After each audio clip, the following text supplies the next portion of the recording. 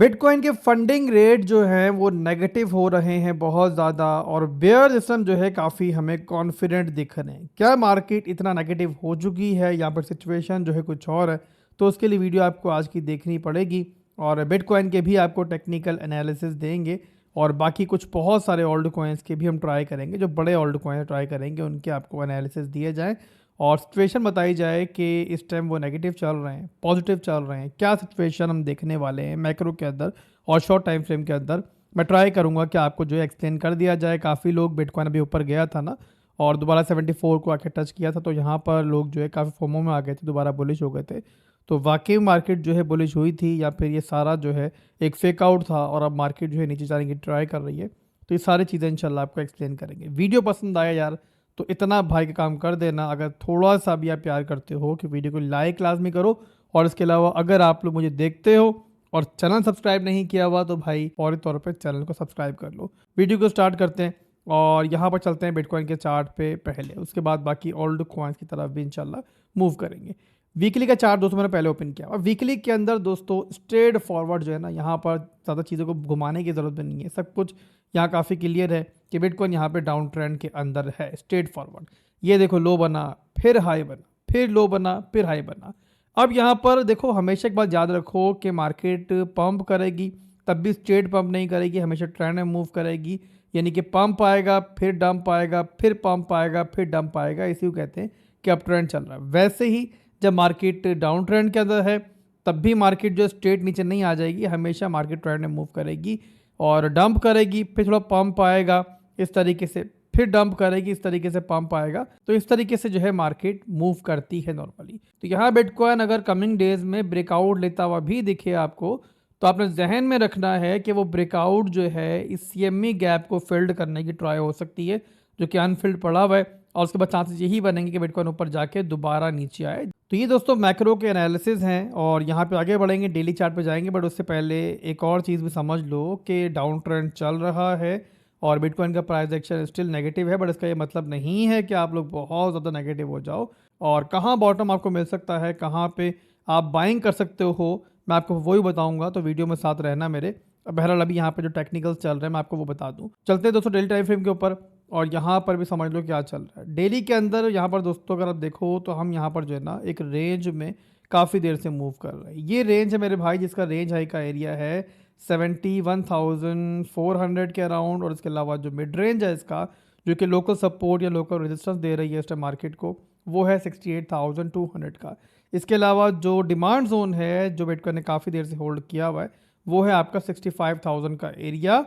तो ये demand zone भी काफ़ी स्ट्रॉन्ग है अभी के लिए, और ये रेंज हाई भी जो है काफ़ी स्ट्रॉन्ग बिहेव कर रहा है अभी के लिए। और यहाँ पे पहले भी मार्केट ऊपर गई थी, आपको याद होगा, बट वहाँ पर भी बिटकॉइन ने फेक आउट दिया, दोबारा अंदर आई, जाके रेंज लो को रिटेस्ट किया। अब दोबारा देखो तो बिटकॉइन ने फिर यहाँ ब्रेकआउट देने की ट्राई की थी, बट ओवरऑल जो अभी डेली कैंडल क्लोजिंग हुई है वो आपके सामने है कि वो अच्छी नहीं हुई है। मैंने कल की वीडियो के अंदर आपको बताया था कि ब्रेकआउट होना कोई हैरान कुन नहीं है, बट वो तभी होगा जिस टाइम डेली कैंडल क्लोजिंग जो है हमें रेंज हाई से ऊपर मिलेगी। जब तक ऐसा नहीं होता, जो ट्रेंड है वो नीचे की जाने भी है। तो ये दोस्तों अभी का सिंपल सिनेरियो है। मैंने कल की वीडियो में भी आपको बताया था कि देखो कैंडल ऊपर ज़रूर गई है, इतना ऊपर गई है, बट कैंडल ऊपर जाने के बाद जो है सस्टेन करती हुई नहीं दिख रही। और जो ब्रेकआउट की कैंडल होती है ना, वो जो है प्रॉपर वॉल्यूम के साथ होती है, जिस तरीके से प्रीवियसली बनी थी ना, ये वाकई एक ब्रेकआउट की कैंडल थी, बट वहाँ पे जियो पॉलिटिकल सिचुएशन ऐसी बनी कि उसके बाद जो है ये फेक आउट साबित हुआ। तो पहले तो भाई कैंडल प्रॉपर वॉल्यूम के साथ ऊपर क्लोज होने चाहिए, और उसके बाद जो उससे भी ज़्यादा इंपॉर्टेंट चीज़ है कि रिटेस्ट सक्सेसफुल होना चाहिए। प्रीवियसली क्या हुआ था, कैंडल अच्छी बनी थी, बट उसके बाद जो रिटेस्ट हुआ वो अनसक्सेसफुल रहा, तो मार्केट नीचे गई। अभी तो बहरहाल ये है कि कैंडल भी यहाँ पर जो है ऊपर क्लोज नहीं ले पाई है, और दोबारा रेंज के अंदर क्लोज हो गई है। तो अभी की सिचुएशन दोस्तों वही है जो मैंने कल बताई थी, कि यहाँ पर मुझे कुछ खास सिचुएशन नहीं दिख रही है, और यहाँ पे चांसेस यही हैं कि बिटकॉइन यहाँ से जो है अगर एक दो रिटेस्ट लेता है तो कोई हैरानगी की बात नहीं है, बट उसके बाद जो है यहाँ पर नीचे की तरफ मूव कर सकता है। और अभी के लिए जो मामला चल रहा है उसके हिसाब से मिड रेंज जो है हमें यहाँ पे एटलीस्ट रिटेस्ट होता हुआ दिख सकता है कमिंग डेज के अंदर। और यहाँ पे दोस्तों एक और चीज़ भी मैं ऐड करना चाहूँगा, और वो ये है वीकली के अंदर यहाँ पे लेके जाना चाहूँगा उसके लिए मैं आपको, कि यहाँ पर देखो तो जो प्रीवियस कैंडल्स हैं ना, वीकली कैंडल्स हैं, उनमें 6 दिन की हमें रेड कैंडल्स मिली थी। उसके बाद जो एक अच्छी कैंडल मिल सकती थी, वो भी फेक आउट साबित हुई और देखो यहाँ पर जो है कितनी गंदी वीकली कैंडल बनी है। उसके बाद अभी की कैंडल जो है वो स्टिल ग्रीन है और पर्सनली मैं चाहता हूँ कि ग्रीन कैंडल जो है हमें मिले और एटलीस्ट मिड रेंज से ऊपर मिले। क्यों चाह रहा हूँ मैं ऐसे भाई? वो इसलिए चाह रहा हूँ कि यहाँ पर हमें एटलीस्ट कोई लोअर हाई तो मिले, ताकि उसके बाद बिटकॉइन अगर लो भी बनाए इस तरीके से, तो वहाँ पर जो हमारा स्ट्रॉन्ग हाई का रीजन अभी बहुत ऊपर पड़ा हुआ है 94 के की रेंज के अंदर, ये नीचे आ जाए। इस तरीके से कंफर्मेशन जो है हमें कमिंग वीक्स में जब भी मार्केट दोबारा रिवर्स लेगी, हमें जल्दी मिल जाएगी, तो वहां पर अपनी पोजीशन बिल्ड करने के लिए जो है ना बड़ी आसानी रहती है। तो वीकली के अंदर दोस्तों मैं चाह रहा हूं कि चाहे उसके बाद मार्केट ड्रॉप हो जाए, बट कम से कम थोड़ी बहुत ग्रीन कैंडल जो है ना हमें दिख जाए और प्रीवियस कैंडल की तरह क्लोजिंग ना मिले। बहरहाल देखते दोस्तों यहाँ पर कल कैसी क्लोजिंग होती है। ज़ाहिर है मार्केट हम सबसे बड़ी है, तो यहाँ पर क्लोजिंग हो जाएगी तो उसके बाद जो है फर्दर भी मैं एनालाइज करूँगा मैक्रोस को और बताऊँगा कि यहाँ पर क्या सिचुएशन बनी है। उसके बाद वीकली क्लोजिंग इस दफ़ा की बहुत इंपॉर्टेंट रहेगी, तो उस पर भी नज़र रखिएगा। एनीवेज दोबारा चलते हैं डेली के ऊपर और यहाँ पर देखते हैं। तो बहरहाल दोस्तों यहाँ पर क्या बताया मैंने आपको कि हमारी क्लोजिंग जो है वो दोबारा से रेंज हाई से नीचे हुई है।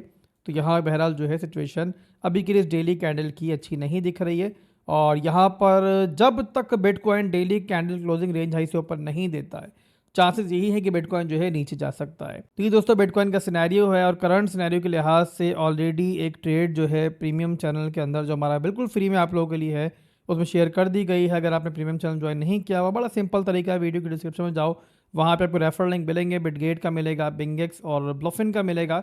बेहतर ये है कि बिटगेट बना लो, अगर बना सकते हो अकाउंट, वहाँ पे डिपॉजिट करो और यूजर आईडी मेरे मॉड को सेंड करो टेलीग्राम में डिस्कॉर्ड पे जाके, तो आपको फ्री में ऐड कर देगा। बिटगेट पे नहीं बना सकते अकाउंट तो बिंगेक्स और ब्लॉफिन का ऑप्शन भी जो है बहरहाल मौजूद है। तो ये दोस्तों बिटकॉइन का करंट सिनेरियो हो गया। बाकी इंशाल्लाह कुछ अगर बदलेगा तो मैं आपको नेक्स्ट वीडियो में बता दूंगा। अभी तो आप जानते हो कि मैं मुसलसल आपको डेली की डेली अपडेट कर रहा हूँ। कुछ सिचुएशन बदलेगी तो ज़ाहिर है इंशाल्लाह आपको बता देंगे। इसके बाद चलते दोस्तों यहाँ पे अगले चार्ट के ऊपर और देखेंगे हम यहाँ पे इथीरियम में क्या चल रहा है। इथीरियम दोस्तों हमें काफ़ी देर से जो है ना बिटकॉइन को ही फॉलो करता हुआ दिख रहा है और लगभग तकरीबन जो है ना सेम प्राइस एक्शन इसमें ही बन रहा है जो बिटकॉइन के अंदर बन रहा है। ये आपके सामने है कि यहाँ पर भी एक रेंज हाई है हमारी और वो है हमारी 2148 पे और रेंज लो है हमारा यहाँ पर 1820 के अराउंड। तो यहाँ पर दोस्तों सेम बिटकॉइन वाला ही सीन हुआ है कि रेंज हाई से ऊपर मार्केट ज़रूर गई है, पर उसके बाद दोबारा क्लोजिंग अंदर हो गई है और इवन जो प्रीवियस क्लोजिंग थी हमारी, लास्ट जो पंप आया था उससे भी नीचे क्लोजिंग हुई है। तो इथीरियम के अंदर भी जो क्लोजिंग है वो ज़ाहिर है अच्छी नहीं है और यहाँ पर चांसेस यही हैं कि थोड़ा बहुत ऊपर नीचे होकर जो है इथीरियम भी आपको इस ट्रेंड लाइन की सपोर्ट पे देख सकता है, जो कि है हमारा 1970 का। तो ये कमिंग डेज के अंदर एक सपोर्ट एरिया है जहाँ आपको देखने को मिल सकता है अगर यहाँ बिटकॉइन जो है रेंज हाई को नहीं तोड़ता। तो ये दोस्तों फिलहाल के लिए इथीरियम का सिनेरियो हो गया। इसके अलावा सोलाना को भी देख लेते हैं उसके अंदर क्या चल रहा है और सोलाना का चार्ट भी ओपन मैं कर लेता हूँ। सोलाना भी यहाँ पर दोस्तों एक रेंज में मूव कर रहा है, इसका भी एक रेजिस्टेंस एरिया बना हुआ है, ट्रेंड इसका भी फिलहाल नीचे की जाने भी है, लोअर लोज लोअर हाइज बन रहे हैं वीकली के अंदर भी डेली के अंदर भी और यहाँ पर भी जो है आप कह सकते हो एक बेयर फ्लैग टाइप का जो है पैटर्न बन रहा है। तो बिटकॉइन की नेगेटिविटी की वजह से दोस्तों यहाँ पर ज़्यादातर ओल्ड कॉइन्स जो है लगभग सेम पैटर्न बना रहे हैं और जैसे बिटकॉइन ने अगले दिनों के अंदर मूव करना है, इन ओल्ड कॉइन्स ने भी वैसे ही मूव करना है। लेवल टू लेवल ट्रेडिंग कर रहे हो तो अभी भी बहरहाल सोलाना जो है एक रेंज है मौजूद है। अगर आप ट्रेड इसको कर रहे हो तो बता दूं आपको कि इसका जो रेजिस्टेंस एरिया बनता है सोलाना का वो बनता है इस ट्रेंड लाइन का और लगभग ये 95 के अराउंड बनता है। इसके अलावा जो डिमांड जोन बनता है सोलाना का वो बनता है आपका अराउंड 82 के अराउंड, ठीक है। तो ये है वो एरिया जहाँ पर सोलाना भी जो है आपको कमिंग डेज में देखने को मिल सकता है दोबारा से। तो ये तो सोलाना हो गया। इसके अलावा हम एक और ओल्ड कॉइन में देख लेते हैं और वो है लिंक। लिंक का चार्ट भी मैं ओपन कर लेता हूँ और यहाँ पर भी दोस्तों आपके सामने है कि लिंक भी यहाँ पर एक चैनल में ही ट्रेड कर रहा है और रेजिस्टेंस से रिजेक्शन और सपोर्ट से बाउंस कर रहा है और इसमें जो आपका रेजिस्टेंस एरिया है वो है आपका 9.5 9.6 के अराउंड और सपोर्ट एरिया जो अब बनेगा जब नीचे दोबारा लिंक आया अगर तो 8.58 बनेगा और ये सपोर्ट जो है बड़ी इंपॉर्टेंट रहेगी लिंक की और जिस टाइम ये सपोर्ट टूटी तो उस टाइम जो है फिर थोड़ा सा गंदा सिनेरियो जो है लिंक के लिए बन सकता है। बहरहाल अभी के लिए लिंक जो है इस चैनल में ही ट्रेड कर रहा है। अगर आप लेवल टू लेवल ट्रेडिंग करना चाहते हो तो आपके लिए पूरा चैनल जो है आपकी ट्रेडिंग के लिए रह सकता है। सपोर्ट अपने पोजीशंस बिल्ड करो, प्रीवियस लो से नीचे अपना स्टॉप लॉस लगाओ और रेजिस्टेंस को टारगेट करो जब तक ये रेंज होल्ड है। इस तरीके से आप इन सारे ओल्ड कॉइन्स को या बिटकॉइन को ट्रेड कर सकते हो। इसके अलावा बिटकॉइन इथेरियम को छोड़ के जो बाकी पूरी ओल्ड कॉइन्स की मार्केट है उसको भी एक नज़र देख लेते हैं कि वहाँ पर क्या सिचुएशन बन रही है। तो ये दोस्तों यहाँ पे टोटल 3 का चार्ट मैंने ओपन कर लिया है। अभी के लिए टोटल 3 जो है वो एक रेंज में स्क्वीज हो रही है, ट्रायंगल पैटर्न है और आपके सामने कि अभी रिसेंटली ओल्ड कॉइन्स की मार्केट ने ब्रेकआउट लेने की ट्राई की थी, बट क्योंकि बिटकॉइन दोबारा फेक आउट देके नीचे आया तो ओल्ड कॉइन्स की मार्केट भी नीचे आई। तो बहरहाल दोस्तों ओल्ड कॉइन्स की मार्केट जो है इस ट्रायंगल पैटर्न में स्क्वीज हो रही है और बहुत देर तक ज़ाहिर है स्क्वीजिंग नहीं चलेगी, जल्द एक्सपेंशन का मूव हमें मिलेगा। अगर तो ऊपर ब्रेकआउट मिलता है तो शॉर्ट टर्म की हम ओल्ड कॉइन्स के अंदर छोटी मोटी रैली देख सकते हैं, पर वो तब भी आएगी अगर बिटकॉइन ऊपर सीएमए गैप को फिल्ड करने गया। पर उसके बाद दोस्तों फिर जो है चांस यही होगा कि आपको दोबारा जो है रिट्रेसमेंट मिले। और इसके अलावा अगर यहाँ पर इस ट्रायंगल पैटर्न को ओल्ड कॉइन्स की मार्केट नीचे की जाने ब्रेकडाउन कर देती है तो फिर यहाँ पर जो है आपको डायरेक्टली जो है नीचे की रिट्रेसमेंट भी मिल सकती है। बहरहाल दोस्तों ये डेली का चार्ट है, मैक्रो का चार्ट है, तो यहाँ पर जो ब्रेकआउट या ब्रेकडाउन है उसमें थोड़ा सा टाइम जो है लग सकता है। तो ये ओवरऑल दोस्तों मार्केट के एनालिसिस थे और टोटल 3 के चार्ट के एनालिसिस थे। यहाँ मैं एक बात वीडियो क्लोज करने से पहले ऐड करना चाहूँगा कि देखो मार्केट ऑलरेडी इतनी डाउन है कि आपको यहाँ पर जो है ना बहुत ज़्यादा भी नेगेटिव नहीं होना। मैंने पहले भी आपको पिछली वीडियोज़ में एक बात समझाई थी कि हमेशा एग्जैक्टली बॉटम कैच करना जो है पॉसिबल नहीं होता। आपने बस वो लेवल मार्क करना होता है कि जिसके नीचे जो है आपने लैडर बाइंग स्टार्ट करनी है। उसके बाद मत सोचो कि बॉटम कहाँ पर होगा, बस आप लोग लैडर बाइंग करो मुख्तलिफ पार्ट्स के अंदर तो मार्केट आपको एक अच्छी एवरेज बाइंग दे देती है।